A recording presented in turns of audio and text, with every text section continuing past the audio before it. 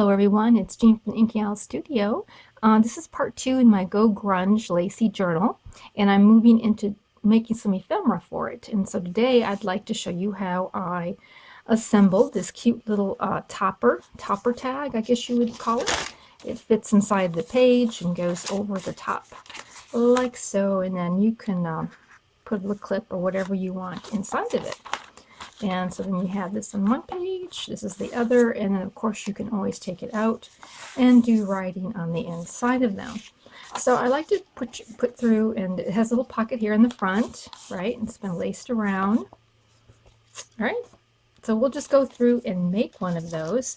I took a 8.5 by 11 sheet of cardstock and printed a print on both sides. Now this would work just fine with like double-sided scrapbook paper. So anything like that would be good. You want it to be somewhat heavy. You don't want it to be real thin. And I cut it in half. So what I'm going to do for the pocket under here, I'm going to fold up about 2 inches. Okay, so let me just check that fold. Yeah, it's about 2 inches right there, approximately. And that's going to be for the pocket, and then about 3 inches down for the flip down. Of course, all of these measurements, you just do what you want to do. It doesn't have to be these exact measurements, although for the back flip you do want probably at least 2 inches so it has a good base to be clipped on over the page. So that's about the size that I'm making this one. Now for the pocket area, and for stitching that, I recommend getting like a piece of foam for underneath, and a craft foam would be fine. Would be just fine, and some kind of a poking tool. Now I've got this here, but you could use like a large tapestry needle and poke the holes with that.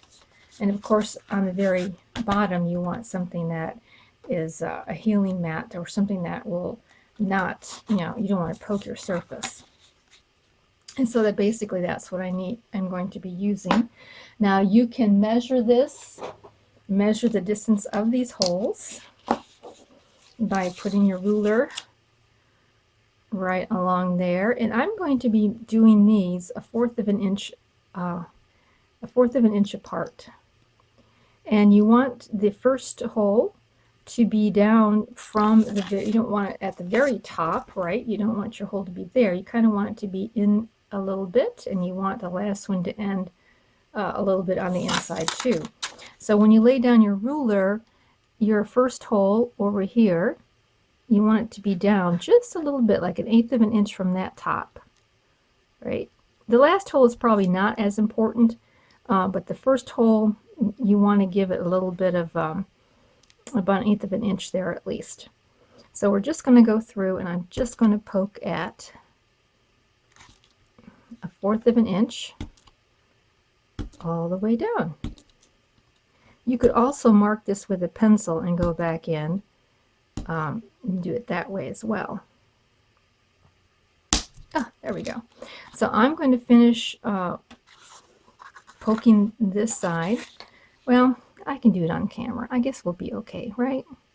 So you want to make sure that your 2 holes line up here. So I'm going to go down just as much as I went down on the other part, on the other half. Down just a little bit so I can have that 1/8 of an inch from the top left over. Is good. Now we have been poking the holes with it folded in half. Now we're going to open it up, and now we're going to poke our holes across the very top of it. So what I like to do is I like to find the very center of my top there, and it is going to be right there. Okay, I just put a little mark in there, just you know, so that I can see it and use a pencil because then you can erase it. But I just mark it there so I know where that middle is. Now, when I go to put my holes in, or when I go to measure, whichever you're using, if you're using a ruler or if you're using something else, you want to make sure that your ruler is positioned where 1/4 of an inch is right there at the middle. Okay, so you can see the middle here, and I have 1/4 of an inch there. Not, you know, like this, but right where the hole is going to be. So you want a hole essentially right there in the middle. And of course, again, we're going to line up with these 2 holes on the side and giving, you know, a little bit of come down just a little bit. And we'll put our hole in there, and we're going to work from the middle to one side. And so when we get here to the very end, so instead of going at the measurement, I look at this hole and the hole on the side, and I put one in the middle. Okay, so it might not be an exact 1/4 of an inch, but as long as you have like a middle there, you're good. And so I'm going to come down this way and put it every 1/4 of an inch until I get to the last one. And if this 1/4 of an inch is not in between these two, I find that middle, but here we happen to be okay. And it's not like super critical. It just does make the stitches a little bit more even, but you know, don't stress too much about that. So now that we have our holes in, and now these can be any space that you want. They could be more, less than 1/4 of an inch, more than 1/4 of an inch, whatever you think you like to have, doesn't matter. So I'm going to get my pearl cotton or your embroidery floss, you know, whatever you are using. So I have a good amount, and it depends how much you need to tie a bow or whatever you're doing. And I'm going to come across a little bit, come down generously, and I want to be able to go up again to put in the knot. So there you go. So if I have cut off, let me measure how much here.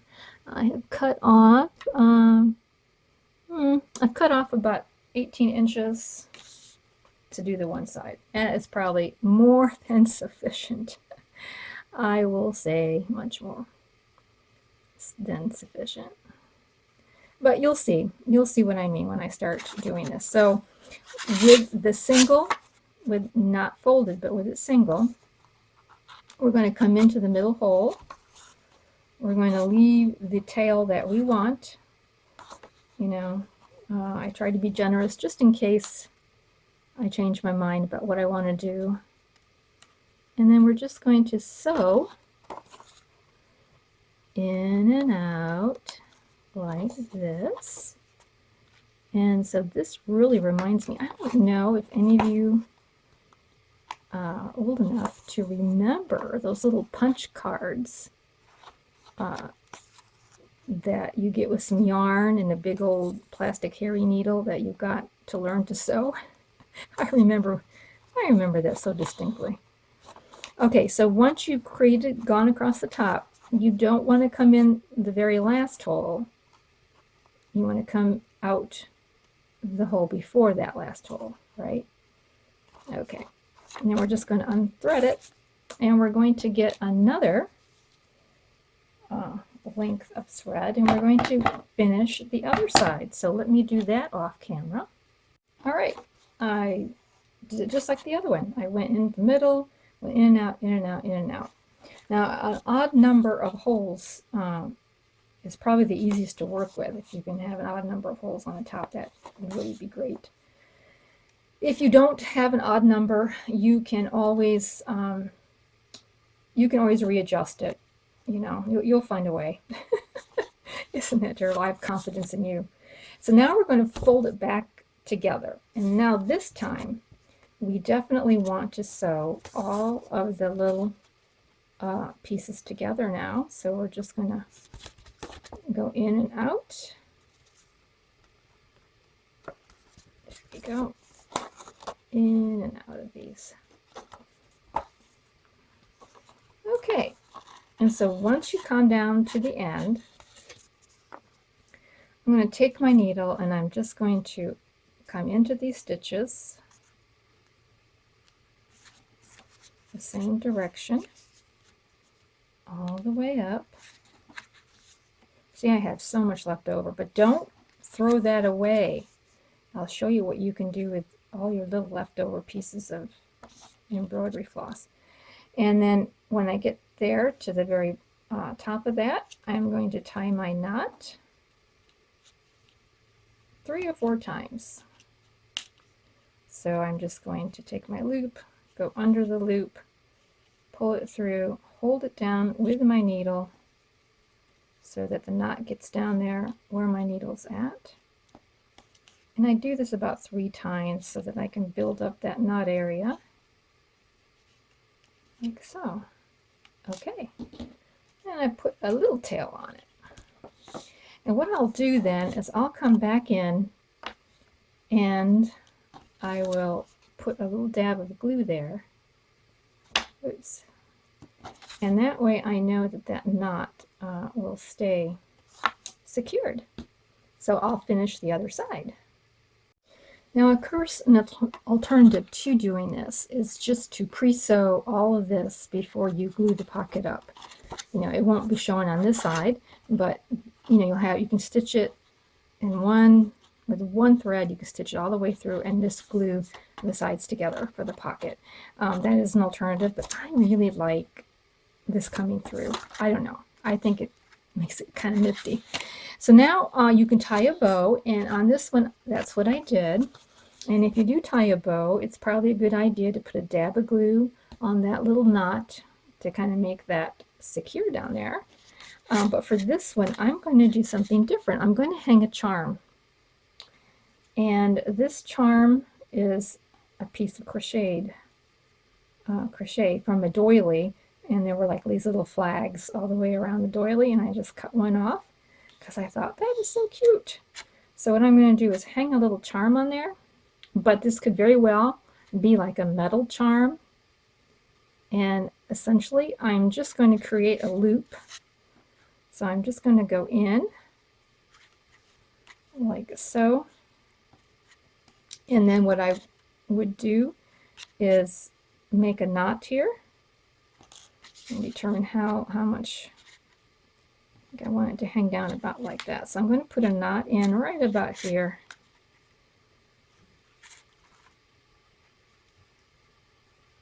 And let's see, right there I think is where I want the knot. And it'll just hang down like so.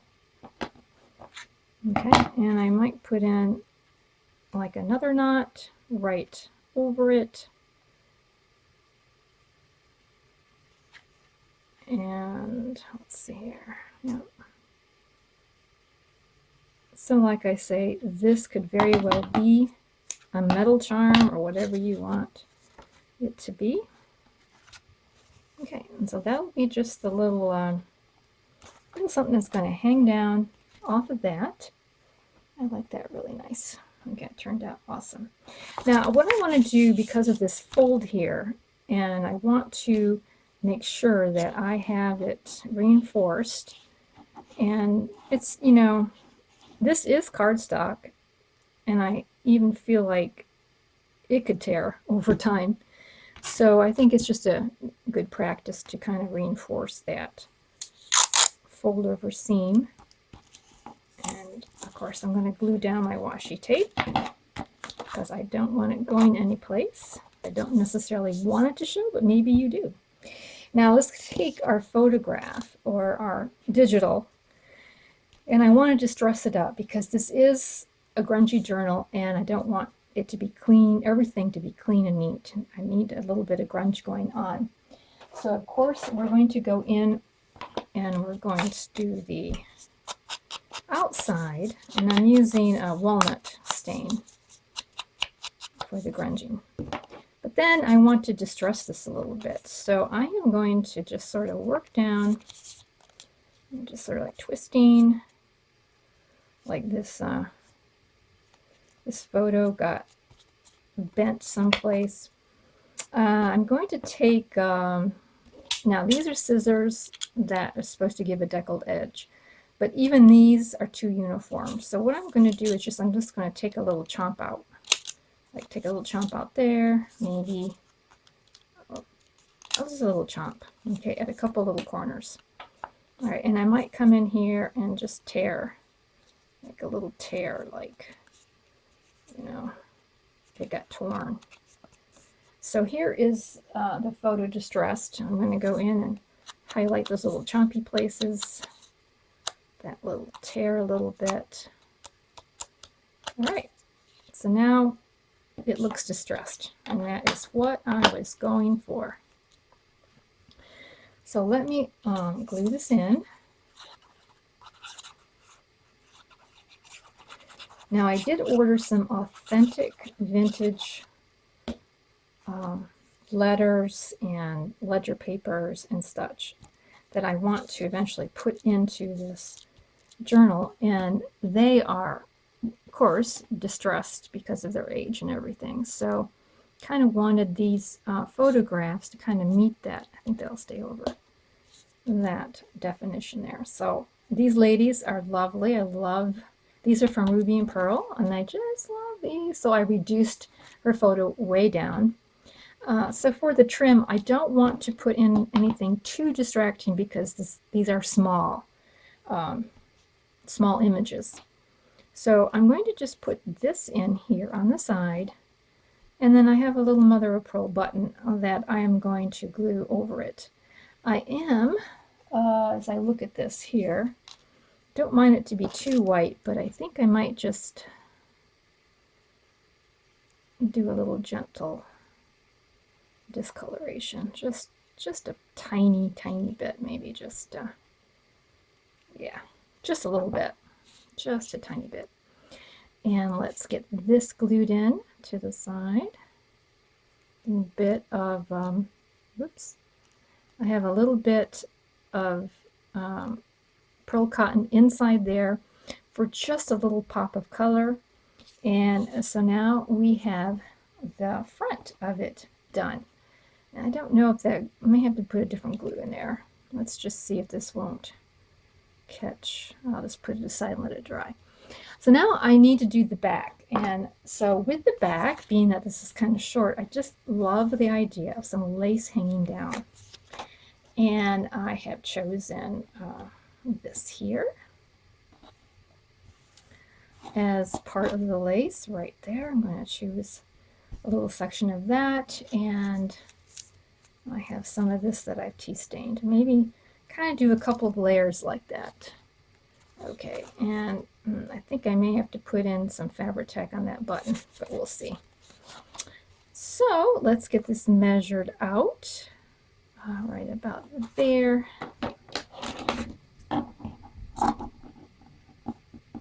So I do want a fair amount of lace inside this journal.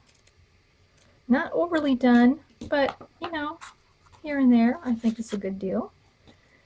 And now we'll just cut a piece of this. Now you can totally glue this in, but I plan on sewing it.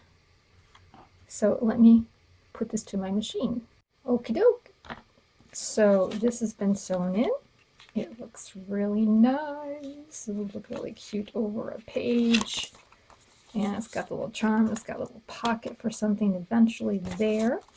And now I'm going to show you what to do with your leftover pearl cotton or whatever it is you're using. I like to do this. So I'm just going to go around a couple times, as many times as I can, I guess. And then I'm going to take these loops, and I'm going to twist right here in the middle. So I've twisted in the middle. I might have been off camera. Let me do that again. So I'm just going to take, I'm going to loop, loop, loop. And when I get a bunch of little loops going there, I'm going to hold them like this, and I'm going to twist that middle section right like that a couple of times. And then I'm going to take my glue, I'm going to put a dab of glue right there in the middle. twist, kind of hold it so it sets. And of course, the fast drying glue works the best for this. And then I'm just going to let that sit aside and dry. So I happen to have another piece here that I made, and it just looks really cute, like there. Yep. And you can just put it, you can sew it in, you can glue it in, just add it here and there, just for something cute and extra. And that way you won't waste it. Now, some pieces admittedly are pretty short, but these, if you get enough of them, you can just scrunch it up like so. Just all scrunchy, right? All scrunchy. Do a little bit of dabbing on them. A little bit of dabbing. So you got a little snarly piece, right? It's all snarly. You let this dry, and then you can add it to your small pieces of ephemera. Put it right here like this. Either glue it on in the back or front, sew it. You just have a little extra stuff to just kind of spice something up here and there. So those are two ideas that you can use for your leftover floss or pearl cotton or whatever you're working with. So here we go. We've got these two great and lovely little pieces. I so appreciate you following along. I hope this gives you some ideas. Oh, I got to ink around this tag. I forgot to do that, but I won't do that here. So this on this side, and this will be over here on this side. And I'll ink around that piece like I did here. So there you go. Thanks a lot, and we will be talking to you real soon.